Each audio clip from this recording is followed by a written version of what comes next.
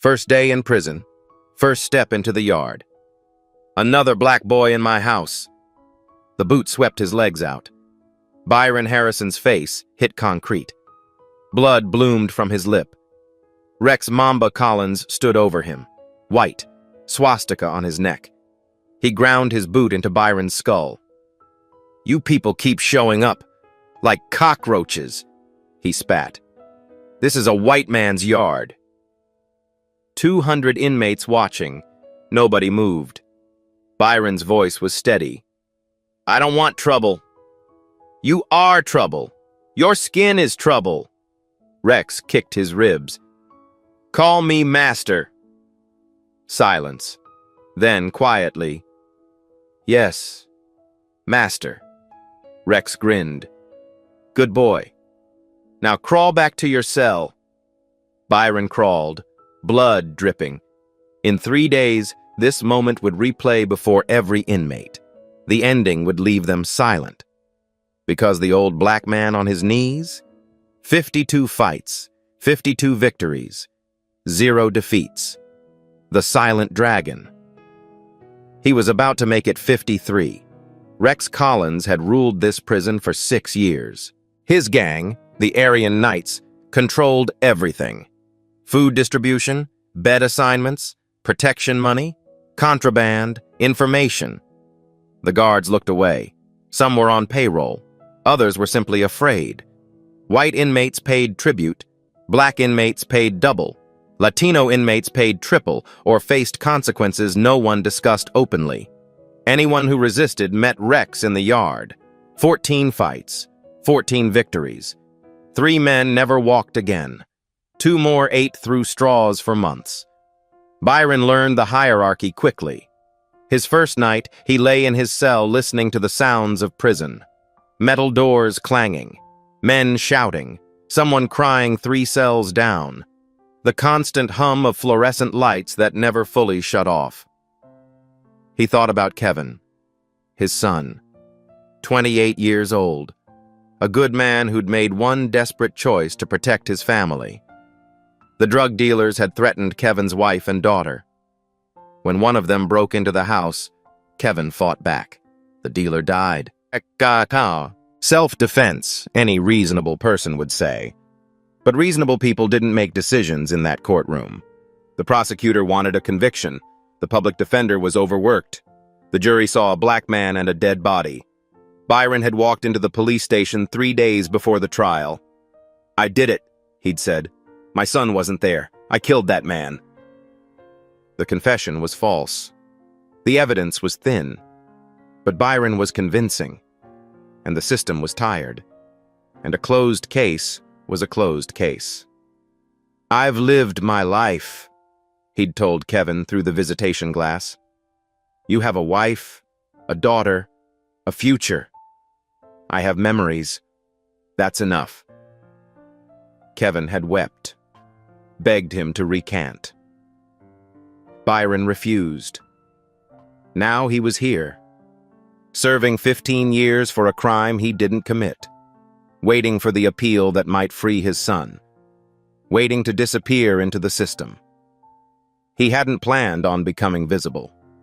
The prison was segregated by unwritten law. White tables in the cafeteria, black tables along the wall, Latino tables near the windows. Mixing meant consequences. Byron sat alone, ate slowly, watched everything. Rex held court at the center table. His lieutenants flanked him like generals around a warlord. Carter, massive, with SS bolts tattooed on his forearms, handled enforcement. Miller, lean and cruel with dead eyes, managed the money. Thompson, whom everyone called the Butcher, did things no one spoke about. They laughed loudly, took food from passing trays, made inmates kneel to retrieve dropped items. Every interaction was a performance, a reminder of who held power.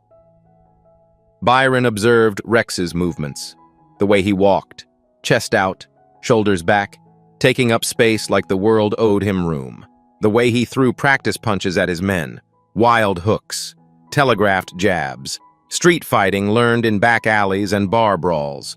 Powerful but undisciplined. Dangerous, but predictable. 52 opponents had made that mistake, mistaking aggression for skill, mistaking size for superiority, mistaking loud for strong. Byron had beaten them all. The Silent Dragon.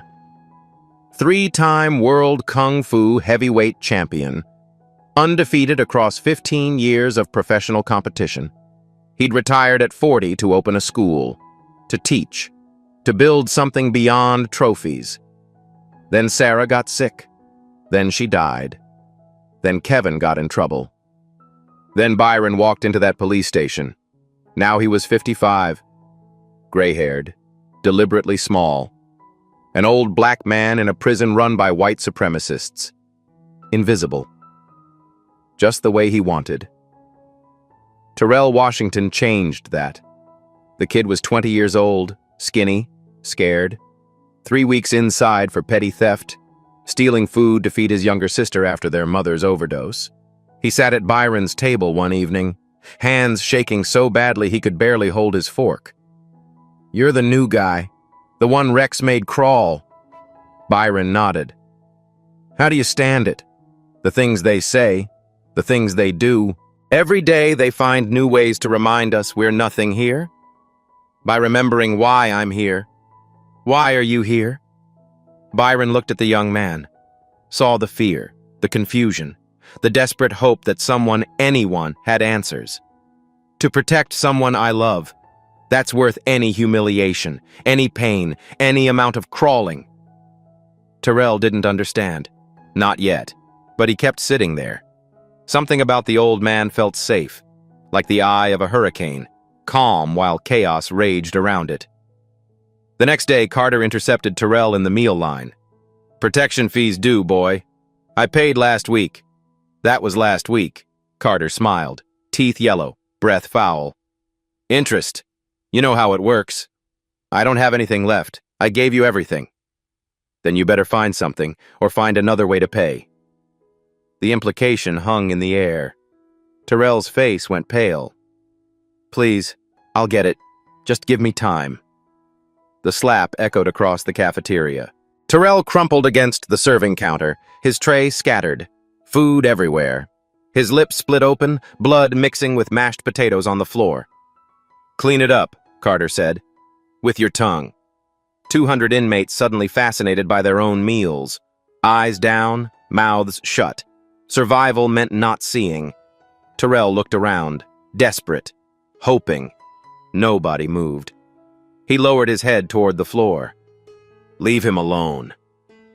Every head turned. Byron stood 3 tables away. His voice was calm, quiet, but it carried like thunder in the silence. Carter laughed. "The crawler speaks. You forget your place already, old man? He's a child. He has nothing. He can't pay what he doesn't have. Leave him alone." "Or what?" The question hung between them. The whole cafeteria waited. Byron said nothing. Carter walked toward him, slow, deliberate, each step a threat. He stopped inches from Byron's face, close enough that Byron could smell the onions on his breath. "Rex already marked you." He marked, "Your property. You don't get to speak. You don't get to look at me. You don't get to exist unless we say so." Byron held his gaze, steady, unblinking. "I said leave him alone." Carter's fist came fast. A sucker punch meant to drop him, end the conversation, establish order. Byron moved, slight, almost imperceptible. The fist grazed his cheek instead of shattering his jaw. Carter stumbled forward, thrown off balance by hitting nothing. He caught himself on a table, turned, confusion mixing with rage. The cafeteria went silent. Byron hadn't thrown a punch, hadn't raised his hands. He'd simply moved, like water around a stone. Carter attacked again, wild hook. Byron shifted, straight jab. Byron tilted, overhead smash. Byron stepped. Each time, minimal movement, maximum efficiency. Each time, Carter hit air. "Enough!" Rex's voice cut through the chaos. He strode toward them. The crowd parted like the Red Sea. "What do we have here?" He circled Byron, studying, reassessing. The crawler has some moves. Where'd you learn that, old man? Some ghetto dojo? Some YouTube video? Byron's eyes met his. Calm. Almost sad. I don't want to fight. Nobody asked what you want. Rex grabbed Byron's collar, yanked him close. But you just made things interesting. 3 days. You and me, center of the yard. Everyone watches. And if I refuse, Rex pointed at Terrell. The boy was still on the floor, shaking. Then he takes your place, and I won't be gentle. Byron looked at Terrell, saw the terror, saw the resignation, saw a 20-year-old kid who'd done nothing wrong except be poor and black in the wrong place. Fine.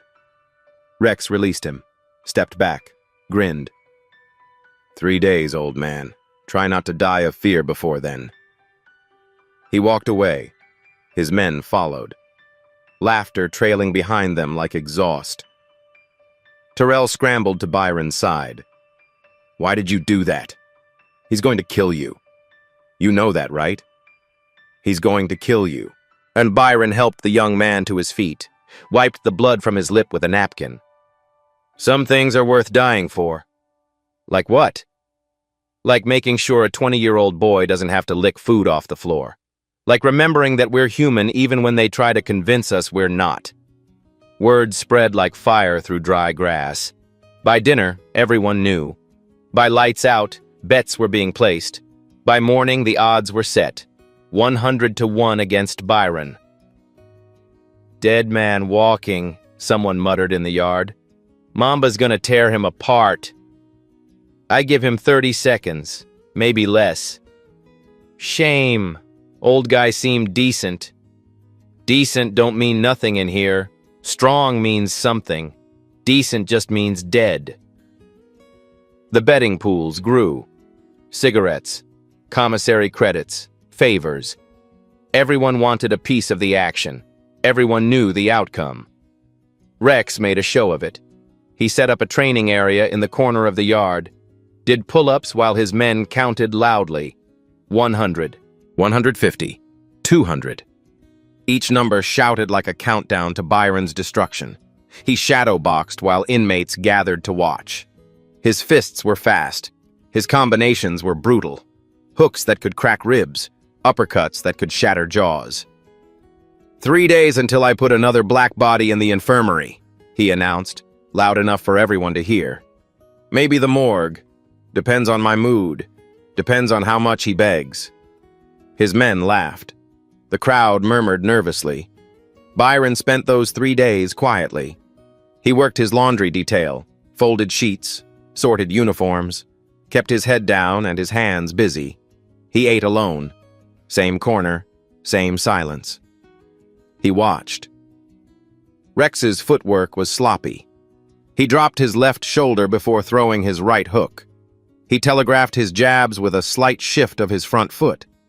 He had power but no patience. Aggression but no discipline. 14 fights. 14 wins. All against men who didn't know how to fight. Men who were scared. Men who were smaller. Men who had already lost before the first punch was thrown. Rex had never faced someone who'd trained. Someone who'd dedicated their life to the art of combat. Someone who understood that fighting wasn't about strength. It was about timing, distance, angles, control. 52 opponents had learned that lesson. Most of them much younger than Rex. Many of them more talented. All of them defeated. Officer Sandra Mitchell found Byron in the chapel on the second night. She was one of the few guards who looked inmates in the eye, who used their names instead of numbers, who remembered that orange jumpsuits contained human beings. You know what you're walking into? Byron looked up from the pew. He'd been sitting in silence. Not praying exactly, just being. I know. Rex has hospitalized 6 men seriously. Permanent damage. 1 death, ruled self-defense. But everyone knows the truth. She sat beside him. kept her voice low. He enjoys it. The violence. The power, the fear in their eyes before he breaks them. I know. Then why? Why not refuse? Request protective custody? I could arrange solitary. It's not comfortable, but you'd be alive. Would you put Terrell in solitary with me? She was quiet. That's why. Sandra studied him, the calm in his eyes, the certainty in his posture. He didn't sit like a man facing death. He sat like a man facing a Tuesday. Who are you, really? Your file is strange. Sealed records, redacted sections. Half your history is blacked out. I'm nobody. Just an old man serving time for a crime I confessed to. Nobody moves the way you moved in that cafeteria. Carter's fast. He's dropped men half your age with that sucker punch. You made him look like a child swinging at smoke. Byron stood, walked toward the small window. Moonlight cut across his face. Everyone looks like a child when they've never faced someone who trained. Trained where? How long? I've seen boxing. I've seen MMA. What you did wasn't either of those things. It was something older. How old? He almost smiled. Very. He moved toward the door. Another life, Officer Mitchell. It doesn't matter now. What matters is the next 3 days. What matters is making sure that boy doesn't pay for my choices. He left. Sandra sat in the empty chapel for a long time. Then she pulled out her phone and started searching. It took hours. The records were buried, old sports archives, championship results from 2 decades ago, news articles that had faded into digital obscurity. But she found it. A photograph. A younger face, stronger, fiercer, but the same eyes, the same calm, the same quiet certainty. Byron, the Silent Dragon Harrison, 3-time World Kung Fu heavyweight champion, retired undefeated with a record of 52-0. She kept reading. Known for his defensive style and devastating counterattacks. Famous for ending fights with a single technique called the Phoenix Rise, a palm strike that incapacitated opponents without causing permanent injury. Considered one of the greatest martial artists of his generation. Sandra's hands were shaking. She ran to Byron's cell. He was sitting on his bunk, eyes open, waiting. I know who you are. He didn't react. The Silent Dragon. 52 wins, 0 losses. You're not just trained, you're a legend. One of the best fighters who ever lived. Her voice dropped to a whisper. What are you doing here? Why are you hiding? Byron was silent for a long moment. Because my son needed me to hide. He made a mistake. Self-defense that the law didn't see as self-defense. They were going to put him away for 20 years. He has a wife, a daughter, a life. So you confessed. So I confessed. That's... She couldn't find the word. That's what fathers do. Sandra gripped the bars. Rex doesn't know. Nobody knows. You could end him in seconds. I've seen the videos, your fights. You took down men twice his size without breaking a sweat. Why pretend to be weak? Why let them humiliate you? Because strength isn't about ending people. Byron met her eyes. It's about choosing when to use it. And why. For 52 fights, I used it for trophies. For ego. For proving I was the best. That was empty. That was meaningless. And this isn't? This is for something real. A boy who needs to know that someone will stand for him. A yard full of men who need to see that power doesn't have to be cruel. A message that hate doesn't win just because it's loud. That's a lot to put on one fight. It's everything. It's the only fight that ever mattered. Sandra backed away. Her mind was racing. What are you going to do tomorrow? Byron's voice was quiet, certain, like a judge delivering a sentence that had already been decided. Whatever I have to. Dawn came gray and heavy. The yard filled early. Word had spread beyond the usual channels. Everyone wanted a good spot.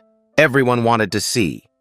200 inmates forming a circle, a coliseum of concrete and flesh, guards watching from towers, weapons ready but irrelevant. This was sanctioned violence. Pressure release. The system's way of maintaining order through controlled chaos. Rex entered first, shirtless, muscles gleaming with oil. The swastika on his neck seemed to pulse with his heartbeat. SS bolts on his arms, iron cross on his chest. His body was a canvas of hate, painted over years of choosing who to be. He raised his arms to the cheers of his men. "Mamba! Mamba! Mamba!" The chant echoed off the walls. He shadowboxed, threw combinations at the air, each punch designed to intimidate, each movement screaming, "I am power. I am violence. I am your end." Byron entered from the other side. Gray jumpsuit, sleeves rolled to his elbows, hands at his sides, walking slowly, steadily, looking exactly like what everyone expected. A dead man taking his final steps. Laughter rippled through the crowd. "This is going to be quick. Someone call the medics early. Crawler's about to get crawled on. 52 years old and he thinks he can fight. Sad, really." Rex grinned, the smile of a predator who'd already tasted blood in his mind. "Any last words, boy?" Byron stopped 10 feet away, his voice carried across the silent yard. Calm, clear, without a trace of fear. "I'll give you one chance. Walk away. End this peacefully. Change what you're building here." The laughter exploded. Rex doubled over, slapped his knee. "Walk away? Walk away!" He wiped his eyes. "You hear this? The crawler wants mercy. The old black man thinks he can give me a chance." More laughter. His men howled. Byron waited, patient, still. "Here's what's going to happen," Rex said, stepping closer. His voice dropped, intimate, terrifying. "I'm going to break you, slowly, one bone at a time. First your fingers, then your wrists, then your arms. And when you're screaming for your mama, when you're crying and begging and pissing yourself, I'm going to make you say 2 words before I let them carry you out." "What words?" Rex leaned in, whispered. "White. Power." "I won't say that. You will. They all do. By the end. When the pain is enough. When they understand their place. And if I don't, then I keep breaking until you do. Or until there's nothing left to break." Byron's eyes never wavered. "I won't say it. Not because I'm brave, but because it's not true. And some lies aren't worth living." Rex's smile vanished. "Your funeral, boy." He attacked. The first punch was a straight right. Full power. No warning. The kind of punch that had ended fights in seconds. That had shattered orbital bones and collapsed cheekbones. It hit nothing. Byron shifted, minimal movement. The fist sailed past his ear close enough to feel the wind. Rex stumbled forward, recovered. Confusion flickered across his face. He attacked again. Left hook, right cross, left uppercut. A combination that had dropped bigger men, faster men, younger men. Each punch found air. Byron moved like water, like smoke, like something that existed in the spaces between moments. He didn't retreat, didn't advance, simply occupied a different space than Rex's fists. The crowd went quiet. "What the? How is he doing that? Why isn't he going down?" 1 minute passed, 2, 3. Rex was breathing hard. Sweat poured down his face. His arms were getting heavy. His combinations were getting sloppy. Byron hadn't thrown a single punch. "Fight back!" Rex screamed. Stop running, you coward! I'm not running. And he wasn't. Byron had barely moved from his original position. 3 steps left, 2 steps right, a slight pivot here, a small lean there. That was all. Earl, 60 years old, former professional boxer, 30 years inside, pushed through the crowd. His weathered face had gone pale. I know that defense, he muttered. I know that footwork. I've seen it before. He grabbed the man next to him, shook him. That's the Silent Dragon, 3-time world champion. I watched him fight on TV when I was still free. He moved exactly like that. Nobody could touch him. Nobody. The whisper spread like wildfire. Silent Dragon? World champion? The old black guy? 52-0? Impossible. He's just some old man. Look at him. Look at how he moves. That's not luck. That's mastery. Rex heard none of it. His world had narrowed to this impossible old man who wouldn't fall, who wouldn't bleed, who wouldn't break. Stand still and fight, he charged. Full body tackle, all his weight behind it. Byron sidestepped, extended 1 foot. Rex tripped over it, hit the concrete face first, rolled, came up with gravel embedded in his cheek and murder in his eyes. I'm going to kill you. You can't hit what you can't see. Byron's voice was still calm, still quiet. You can't hurt what you can't reach. You can't break what doesn't fear you. Who are you? Byron assumed a stance for the first time. Feet shoulder width, knees slightly bent, hands raised in a position that looked almost casual, relaxed. The entire yard held its breath. Earl fell to his knees, tears streaming down his face. Phoenix stance. That's Phoenix stance, his signature. Oh my God, it's really him. You wanted to know what I am, Byron said. I'm a father who sacrificed everything for his son. I'm a man who spent 30 years learning that skill beats size, that discipline beats rage, that heart beats hate. I'm a man who won 52 fights by understanding that the real battle is never about fists. Rex attacked again. Desperate. A wild overhand right. Byron caught his wrist, twisted, used Rex's momentum against him. Rex spun through the air, landed on his back. The impact drove the breath from his lungs. He tried to rise. Byron's foot rested lightly on his chest. Not pressing, not hurting, just present. I'm the Silent Dragon, and you made a mistake. Rex stared up at him. For the first time in 6 years, genuine fear lived in his eyes. The fear of a man who suddenly understood that everything he believed was wrong. What mistake? You judged me by my skin, by my age, by your assumptions. Byron's voice softened. You saw a black man and saw weakness. You saw gray hair and saw frailty. You saw someone crawling and saw someone broken. He removed his foot, stepped back. Get up. Rex scrambled to his feet, fists raised, trembling now. This doesn't change anything. You're still... Still what? Still black? Byron's voice was sad now, heavy with something old. Yes, I am. And I've faced men like you my whole life. Men who hate what they don't understand. Men who fear what they can't control. Men who make themselves big because they feel so small inside. I'm not afraid of you! Yes, you are. You've been afraid your whole life. That's why you need the tattoos, the gang, the throne.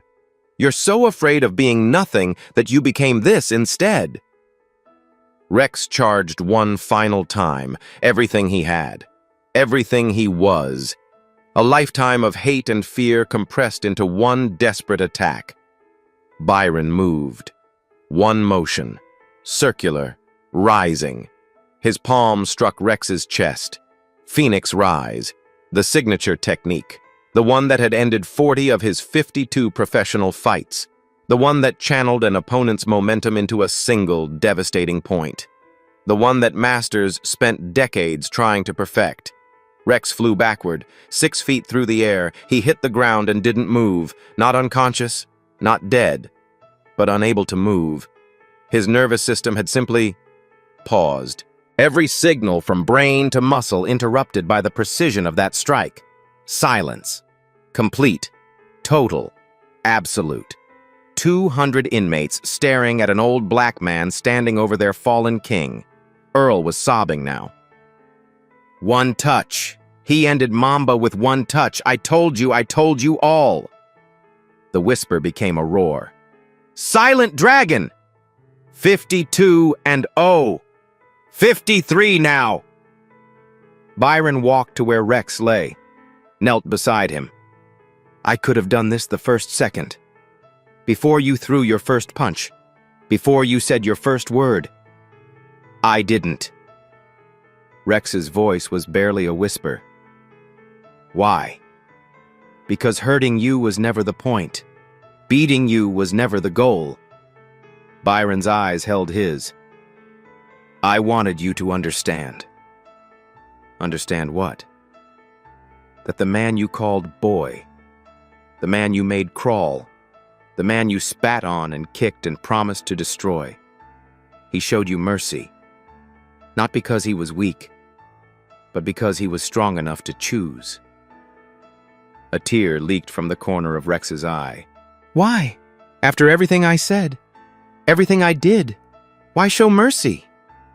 Because hate answered with hate just makes more hate. And I'm tired of hate. I've spent my whole life fighting. I don't want to fight anymore. I want to teach. I want to build. I want to show people like you that there's another way. He stood. The terms of our deal. You remember them? Rex nodded.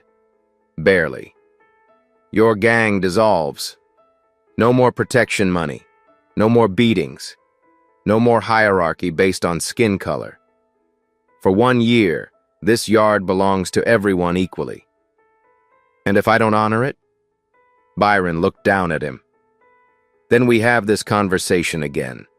And next time, I won't aim for your chest. I'll aim for your heart. And Phoenix Rise to the heart doesn't just pause you, it stops you. Permanently. He turned and walked away. The crowd parted before him. Silent. Reverent. The silent dragon had risen, and nothing would be the same. Rex lay on the concrete for a long time. His men didn't help him. They stood frozen, uncertain. The hierarchy they'd built, white over black, strong over weak, hate over humanity, had crumbled in 3 seconds. Finally, Carter stepped forward, extended a hand. Rex stared at it, then took it, rose to his feet on shaky legs. His body still wasn't responding properly. The Phoenix Rise had disrupted something fundamental. His hands trembled, his vision blurred at the edges. But worse than the physical effects was the psychological devastation. He'd lost. Not just the fight, not just his reputation, not just his power. He'd lost his certainty, his worldview, his identity. For 6 years, he'd believed that power came from domination, that strength came from cruelty, that his skin color made him superior to men with darker skin. An old black man had just dismantled all of it without breaking a sweat. The yard dispersed slowly. Conversations hummed. The story was already being told and retold, embellished, mythologized. Did you see it? One touch. The old guy's a legend, world champion. 52 fights, never lost, now 53. Mamba didn't land a single punch. Not one. Silent Dragon. They call him the Silent Dragon. Byron found Terrell waiting outside the cell block. The young man's eyes were wide, wet. Something that looked like hope lived in them for the first time since he'd arrived. You did that. For me. You risked everything. I did it for everyone. You just happened to be the reason. I don't understand. Byron put a hand on his shoulder. You don't have to understand. Just remember. Remember that someone stood for you. And when you're able, when you're strong enough, stand for someone else. That's how it works. That's how we survive. What happens now? Rex's gang? They'll come after you. After both of us. No, they won't. How do you know? Because men follow power. And power just changed hands. He was right. By evening, the first defections began. White inmates who'd been pressed into the Aryan Knights, who'd joined out of fear rather than conviction, started distancing themselves. Black inmates who'd been paying double protection walked the yard without looking over their shoulders. The invisible lines that had segregated the cafeteria began to blur. Not disappear, not yet. Change takes time. But blur. Sandra found Byron in the chapel again that night. You could have killed him. Yes. Why didn't you? Because killing is easy. Living with killing is hard. And because dead men don't change. They just stop. He looked at the simple cross on the wall. I wanted him to live with what happened. To remember. To think about it every night before he sleeps, and every morning when he wakes. You think he'll change? I think change is possible. That's all we can ever say. I planted a seed. What grows from it is up to him. That's surprisingly optimistic. I've been fighting my whole life. If I've learned anything, it's that the fights worth having are the ones you might lose. The ones where the outcome isn't certain. The ones where you have to believe in something bigger than yourself. What do you believe in? Byron was quiet for a moment. Second chances. The capacity of human beings to become more than their worst moments. The idea that hate is learned, which means it can be unlearned. He turned to face her. Even in places like this, even in men like Rex, there's always something human buried underneath. Sometimes you have to dig. Sometimes you have to fight. But it's there. That's a lot of faith. It's not faith. It's evidence. I've seen men change. I've seen enemies become friends. I've seen hatred transform into respect. He paused. Not always. Not everyone. But enough. Enough to keep trying. 2 weeks passed. The yard transformed. The Aryan Knights fractured. Some members drifted away. Others grouped together, uncertain what to do without Rex's leadership. A few quietly approached Byron, asking questions they'd never dared ask before. How did you learn to fight like that? What's it feel like to be undefeated? Can anyone learn what you know? Byron answered them all with patience, with honesty, with the same calm that had defined his entire career. Anyone can learn. It just takes time, discipline, the willingness to be bad at something before you're good at it. Would you teach us? He looked at the men asking, white, black, Latino, all of them carrying wounds, physical and otherwise, all of them searching for something they couldn't name. Yes, I'll teach anyone who wants to learn. The classes started small. Terrell, 2 other black inmates who'd been terrorized by Rex's regime. Then, surprisingly, Carter. The big man approached Byron after the 3rd session. I want in. Why? Carter struggled with the answer. His face, scarred, hard, accustomed to cruelty, worked through emotions it had never been asked to process. Because what you did to Rex, I've never seen anything like it. I've been hurting people my whole life. I thought that was strength. I thought that was power. He swallowed. I was wrong. The tattoos on your arms, the SS bolts. What do they mean to you? Carter looked down at them. His jaw tightened. They meant I belonged somewhere. They meant I had brothers who'd die for me. He paused. They meant I was scared and looking for someone to blame. Do they still mean that? A long silence. I don't know anymore. I don't know what anything means anymore. Byron nodded. That's where change starts. In the not knowing. In the willingness to question what you've always believed. He gestured toward the group. Join us. Learn. See what happens. Carter joined. Others followed. By the end of the third week, Byron was teaching a class of 15 men every morning. All races, all backgrounds, all searching. They learned basic stances, breathing techniques, simple forms. But more than that, they learned something else, something harder to name. Discipline, self-control, the understanding that true strength was never about dominating others. It was about mastering yourself. Rex watched from his cell. Every morning, the old black man teaching, his former enemies, former victims, standing in phoenix stance, moving through forms, learning to breathe, his former Lieutenant Carter among them. Something twisted in his chest. At first he named it anger, then hatred, then betrayal. But slowly, over days, over weeks, he recognized it for what it really was. Envy. They were learning something he'd never had, building something he'd always wanted, belonging to something that didn't require hate to hold it together. On the 23rd day, Rex left his cell. He walked across the yard.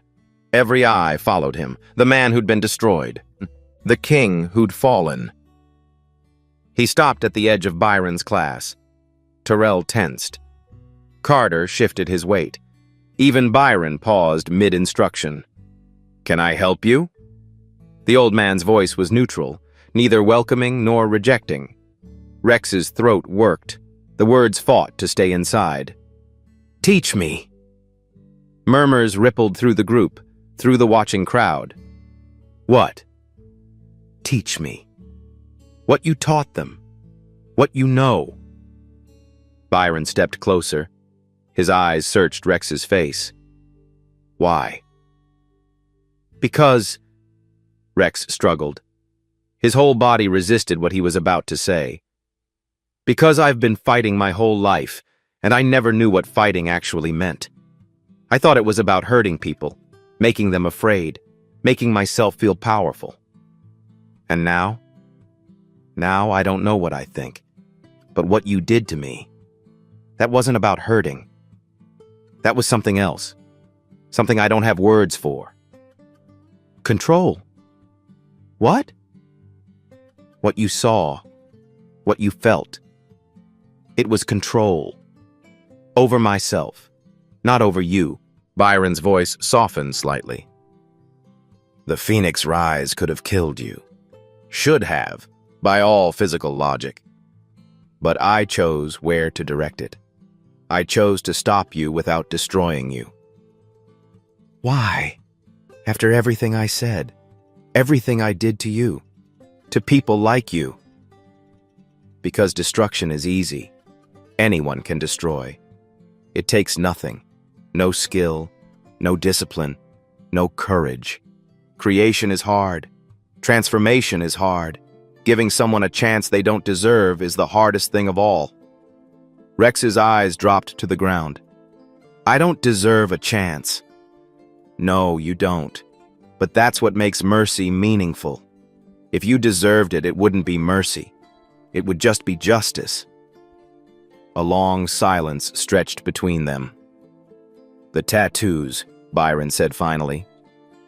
What will you do about them? Rex's hand went to his neck, the swastika he'd worn like a badge of honor, the symbol of everything he'd built his identity around. I want them gone, all of them. I've wanted them gone since I hit that concrete. His voice cracked. They don't mean what I thought they meant. They don't make me strong, they just make me marked. Removing them won't change who you were. I know, but maybe it's a start. Maybe it's a way to say that who I was isn't who I have to be. Byron considered this, weighed it. Then he stepped aside, gestured to an open spot in the group. Phoenix stance, feet shoulder-width apart, knees slightly bent, hands here. Rex hesitated, looked at the other students. Terrell, the boy he'd terrorized. Carter, his former lieutenant. Men he'd hurt, men he'd degraded. They looked back at him, uncertain, wary, but no one objected. He took his place among them, and for the first time in his life, Rex Collins started to learn. The days blended together. Byron taught. Rex learned. Slowly, painfully. His body fought against the new movements. His mind fought against the new ideas. But he kept showing up. Every morning. Same spot. Same stance. He stopped giving orders. Started asking questions. He stopped taking food from others. Started sharing what he had. He stopped demanding fear. Started earning something else. Respect was too strong a word. But something was shifting. In the yard, in the men, in Rex himself. Sandra watched it all with amazement. "I've worked in prisons for 15 years, she told Byron one evening. "I've never seen anything like this. You're changing the entire ecosystem." "I'm not changing anything. They're changing themselves. I'm just showing them it's possible." "You're too humble. I'm too honest. Change comes from within. Always. All I did was crack the door open. They're the ones choosing to walk through." "Will it last? When you leave?" Byron was quiet. His appeal was coming. Kevin's conviction had been overturned. The real killer, one of the other dealers, had confessed. Soon, Byron would be free. "I don't know. Maybe it falls apart the day I walk out. Maybe Rex goes back to being Mamba. Maybe the Aryan Knights reform. Maybe all of this was just a pause, not a change." "That doesn't worry you?" "No. Because even if it falls apart, something happened here. These men saw something different. They experienced something different. That memory doesn't disappear. It stays with them forever. And maybe, years from now, when they're faced with a choice, hate or hope, destruction or creation, maybe they remember this moment. Maybe it tips the scale. That's a lot of faith in human nature. It's all the faith I have left, and it's enough." Byron's last day in the yard. Word had spread. The silent dragon was leaving. The appeal had gone through. The charges had been dropped. They gathered without being asked. Not 200 men this time. Not everyone cared. Not everyone had changed. But enough. 50, 60. White and black and brown standing together in a way that would have been impossible a month ago. Byron stood in the center. Rex stood beside him. The swastika on Rex's neck was gone now. Raw skin remained, red and healing. It had cost him 6 months of commissary credits and hours of pain. But it was gone. "Most of you know what happened 4 weeks ago," Byron began. His voice carried easily in the morning quiet. "A man who hated me for my skin tried to break me. Instead, something else broke. Something that needed breaking." He looked at Rex. "This man called me boy, made me crawl, spat on me, promised to destroy me because of the color of my skin. He represented everything I've fought against my whole life." The crowd was silent, listening. Today, this same man is my student. He stands here with his hate literally burned off his body. He's learning what I know. Not to hurt people, but to control himself. Not to dominate, but to discipline. Not to hate, but to choose. Byron placed his hand on Rex's shoulder. "I'm leaving tomorrow, but he's staying. And he's going to keep teaching. He's going to take what I've shown him and pass it on to anyone who wants to learn. Black, white, anyone." Murmurs rippled through the crowd. "That's the deal we made. Not the one about the gang. That was just the beginning. The real deal is harder. It's about becoming someone new, someone better, someone who can look at another human being and see human first. Rex stepped forward. His voice was rough, uncertain. Public speaking had never been his strength. Public vulnerability had never been his practice. Most of you know me as Mamba. You know what I did, what I stood for, what I believed. He paused, swallowed. I was wrong. About all of it. I spent 32 years building my identity around hate, believing that my skin made me better, that hurting people made me strong, that fear was the same as respect. He looked at Byron. This man showed me different. He could have killed me. Should have killed me, maybe. Instead, he taught me. He gave me something I didn't deserve. A chance to be something other than what I was. His hand went to his neck, to the raw skin where the swastika used to live. I'm not asking for forgiveness. I haven't earned that. I might never earn it. But I'm asking for the chance to try.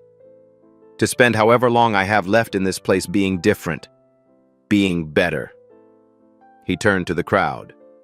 Anyone who wants to learn what Byron taught me, I'll be here. Every morning, same time, same place. I don't care what color you are. I don't care where you come from. I don't care what you did. If you want to change, if you want to be more than your worst moments, the door is open. Silence. Then Terrell started clapping. Slow, deliberate. Others joined. Carter, Earl.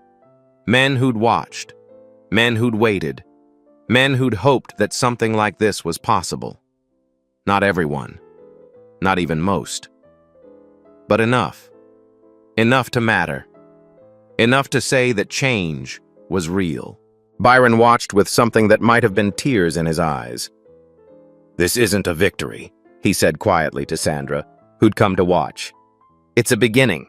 Maybe the beginning of something better. Maybe just a pause before things go back to how they were. Which do you think it is? I think it's up to them. It's always up to them. All any teacher can do is plant seeds. What grows is beyond our control. For what it's worth, I think these seeds have roots. Byron looked at Rex teaching the morning form to a group of inmates. Black and white together. Learning the same movements, breathing the same rhythm. I hope so. I really hope so. The morning Byron left, it was raining. Gray skies. Water running in rivers across the concrete. The kind of day that felt like both an ending and a beginning. Kevin was waiting outside the gates. His son, 28 years old. Free now. Cleared of all charges. The real killer had confessed. Guilt or plea deal, Byron didn't know and didn't care. What mattered was that Kevin was free. Dad! The embrace was fierce, desperate. 15 years of separation compressed into a single moment. It's over, Kevin whispered. It's finally over. Not over, just changing. Life doesn't end, son. It just changes. They walked to the car. Byron paused at the door, looked back at the prison one last time. Somewhere in there, Rex was teaching morning forms. Terrell was learning Phoenix stance. Carter was struggling with breathing techniques. Earl was watching it all with tears in his eyes. Something had been built, something fragile and new and uncertain. Something that might survive, might grow, might become more than he'd ever imagined, or might crumble the moment he left. That was the nature of seeds. You planted them and hoped. That was all you could do. Dad, you okay? Byron turned back to his son, smiled. I'm okay, let's go home. Let's go. They drove in silence for a while. The prison shrinking in the rearview mirror. The world expanding before them. I heard what you did in there, Kevin said finally. The fight, the teaching, everything. It's all anyone talks about. The silent dragon returns. People like stories. It's more than a story. You changed things, in a place where nothing ever changes. I showed them something different. Whether they change is up to them. It's always up to them. Do you think they will? The gang leader? Rex? Do you think he's really different? Byron watched the rain streak across the window, thought about Rex's face as he removed his stance, the uncertainty, the fear, the fragile hope. I think he's trying. That's more than most people ever do. Most people never question what they believe, never consider that they might be wrong. Rex questioned. He reconsidered. He took the first step. And if he falls back? Goes back to being what he was? Then he falls back. Then I was wrong about him. But at least he had the chance. At least someone believed in him enough to offer it. You're more forgiving than I would be. I've had 52 fights to learn something, son. Every opponent I ever faced. They were all like Rex in some way. Scared, angry, looking for something to prove. Every one of them was a human being who'd made choices that led them to that moment. Some of them were good people who'd made bad choices. Some were bad people who'd never been shown another way. He turned to look at Kevin. Hate is easy. It requires nothing. You just look at someone and decide they're less than you. But understanding, that's hard. That requires seeing past the surface, seeing the fear behind the hate, the pain behind the cruelty, the human behind the monster. Is that what you saw in Rex? The human behind the monster? I saw a scared little boy who'd built a fortress of hate because he didn't know how else to survive. I saw someone who'd never been offered kindness and didn't know how to respond to it. I saw myself in some ways, the person I could have become if different choices had been made. You're nothing like him. I could have been. If my father hadn't taught me discipline, if my mother hadn't taught me compassion, if I hadn't found martial arts and learned that true strength is restraint, not violence. He paused. I had advantages Rex never had. It's not fair to judge him for who he became when he started with so much less. Kevin shook his head. I don't know if I can be that understanding. You don't have to be. Not yet. Understanding comes with time, with experience, with enough fights to realize that winning isn't the point. Byron smiled. You have your whole life ahead of you. You'll learn. What will you do now? Go back to teaching? Maybe. Maybe something different. I've spent my whole life fighting and teaching fighting. Maybe it's time to teach something else. Like what? Like what I learned in that prison, that enemies can become students, that hate can become hope. That change is possible, even in the darkest places, if someone is willing to plant the seed. They drove on. 3 months later, a letter arrived. Sandra's handwriting. Byron opened it in the small apartment he'd rented. Simple. Quiet. A place to rebuild. Dear Byron, I thought you'd want to know what's happening inside. Rex kept his word. The classes continue. Every morning, rain or shine, he has 30 students now. Black, white, Latino, all training together. The guards don't know what to make of it. He got all the tattoos removed, every one. His arms, his chest, his neck, all clean. He said it hurt more than anything he'd ever felt, but he said it was worth it. Said every bit of pain was him earning back a piece of his humanity. He's not perfect. He still struggles. Sometimes the old anger comes back. Sometimes he says things he regrets, but he keeps trying. He keeps showing up. He keeps teaching what you taught him. Terrell is his best student. The kid you saved is now teaching others. He'll be released in 6 months. He says he wants to open a community center in his old neighborhood. Teach kids what he learned. Give them something he never had. I've been doing this job for 15 years. I've never seen anything like what you started. I've never believed change was possible in places like this. Now I do. Thank you. Sandra. A photograph was enclosed. Rex, shirtless, his skin clean. No swastika, no SS bolts, no iron cross. Just skin, just human. Beside him, Terrell. Both in Phoenix stance, both teaching a group of young inmates, both smiling. Byron held the photograph for a long time. Then he pinned it to his wall. Not a victory, not a complete one. The world was still full of hate. Prisons were still full of Rexes waiting to become Mambas. The work would never be done. But in this moment, captured in this image, something had changed. Two men who should have been enemies stood together, teaching, learning, growing. A seed had been planted, and something was growing. I won 52 fights in my life, Byron thought. Championship after championship. People called me a legend, called me undefeated. But the only fight that ever mattered was the one I couldn't win with fists. The fight against hate, against fear, against the voice that tells us some people are less than others. That fight never ends. You don't win it with a knockout. You win it one person at a time, one choice at a time, one moment at a time. Rex was one moment. Terrell was another. 30 students learning Phoenix stance in a prison yard. That's 30 more. And somewhere in that yard, more moments are happening. More choices being made. More people deciding who they want to be. That's not a victory. It's something better. It's a beginning.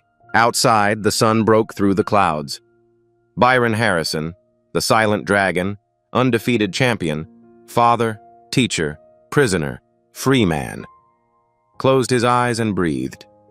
The fight continues. It always does. But so does the hope. Always. Sometimes the most powerful revolutions don't come with noise, just one person standing their ground.